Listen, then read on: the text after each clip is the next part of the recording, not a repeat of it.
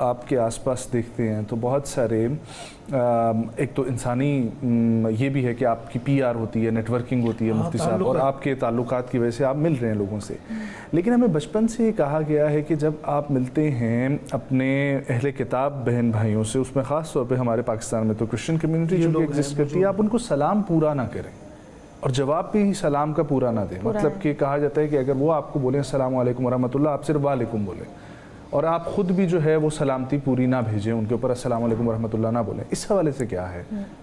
اچھا دیکھیں، ہمارے کچھ اس حوالے سے واضح احکامات ہمارے فقہاء نے بتائے، لیکن بعض چیزیں عرف میں. اچھا، سلطان صلاح الدین ایوبی کے اگر دور میں چلے جاتے ہیں، جب جنگ اور حصار تھا ان پر، تو انہوں نے باقاعدہ، کیونکہ اس دن میں جو ہے وہ یہ کرسمس آ گیا، تو انہوں نے جنگ کو رکوا کے باقاعدہ انہیں کہا کہ آپ آئیں اور اپنی عبادت کے فریضے کو انجام دیں، 2 دن کی آپ کو اجازت ہے، پھر آپ چلے جائیں.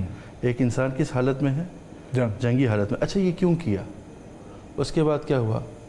جنگ کا حصار اٹھ گیا اور وہ بڑے احترام سے شہر کے اندر داخل ہوئے اور واپسی پہ اپنی فوجوں کو بھی اٹھا کے لے گئے.